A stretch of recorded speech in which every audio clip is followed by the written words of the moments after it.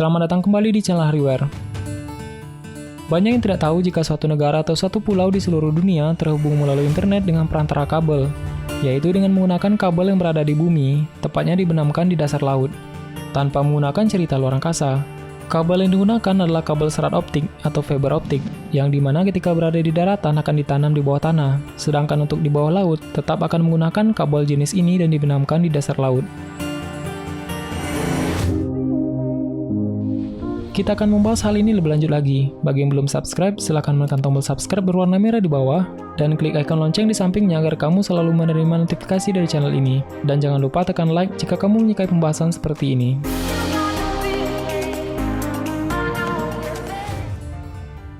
Serat optik adalah saluran transmisi atau sejenis kabel yang terbuat dari kaca atau plastik yang sangat halus dan lebih kecil dari sehelai rambut, dan dapat digunakan untuk mentransmisikan sinyal cahaya dari suatu tempat ke tempat yang lain.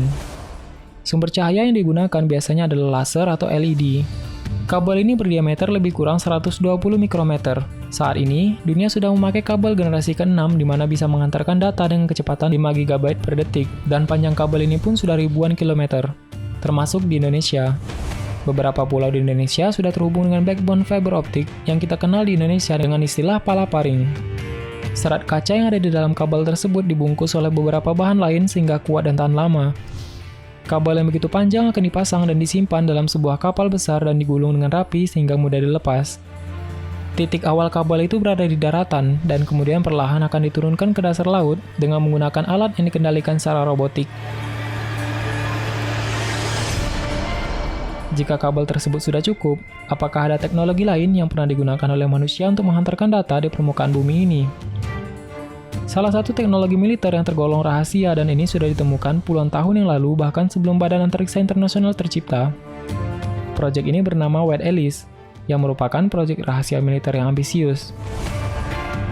Cerita ini bermula ketika Angkatan Udara Amerika Serikat dan Kanada melakukan serial penyadapan di radar Samudra Arktik.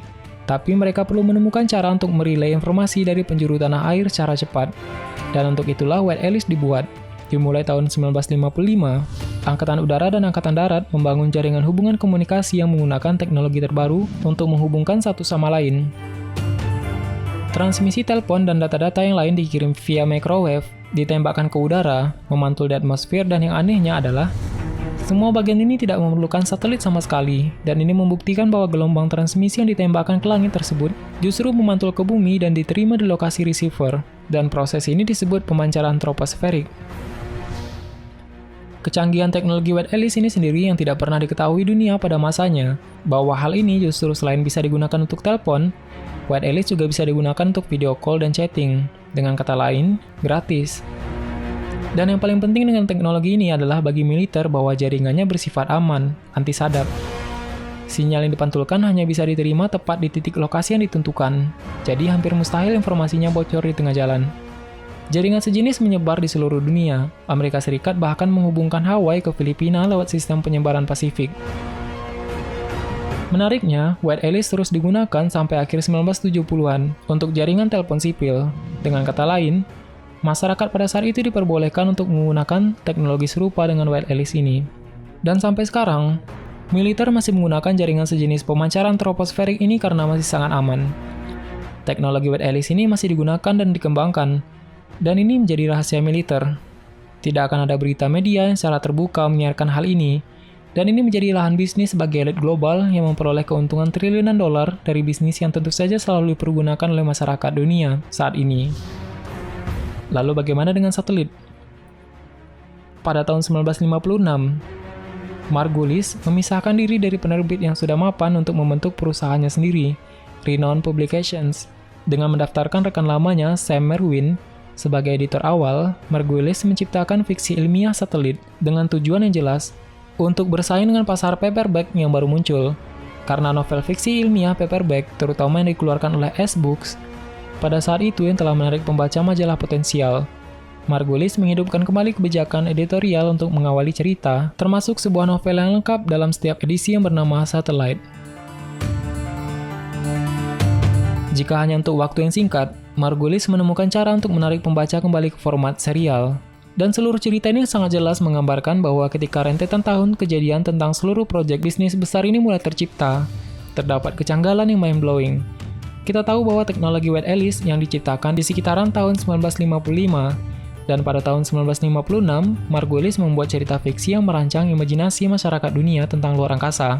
Padahal, dalam seluruh sejarah hingga saat itu, manusia tidak pernah dan belum pernah melakukan terbang dengan tinggi ke luar angkasa sebelumnya. Dan fiksinya tentang astronot dan manusia yang melayang di luar angkasa justru sama persis dengan hal yang tervisualisasikan pada zaman sekarang.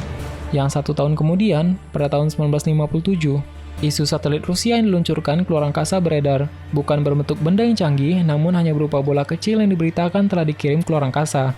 Dan 1 tahun setelahnya, yaitu tahun 1958, Badan Antariksa yang terkenal, NASA, didirikan. Dan tahun-tahun berikutnya, dibentuk juga badan antariksa di berbagai negara tertentu yang juga mengirim manusia ke luar angkasa. Bagaimana menurutmu?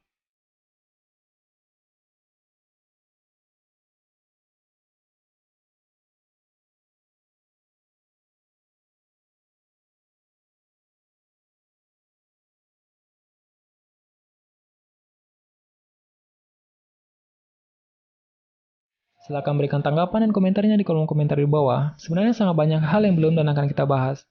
Tetap nantikan video selanjutnya, aktifkan notifikasi video dari channel ini dengan menekan tombol subscribe dan klik icon lonceng yang berada di sebelahnya. Jika kamu menyukai video seperti ini, silakan tekan like dan share video ini. Terima kasih sudah menonton hingga akhir video ini, kami doakan semoga sehat selalu, sampai jumpa lagi.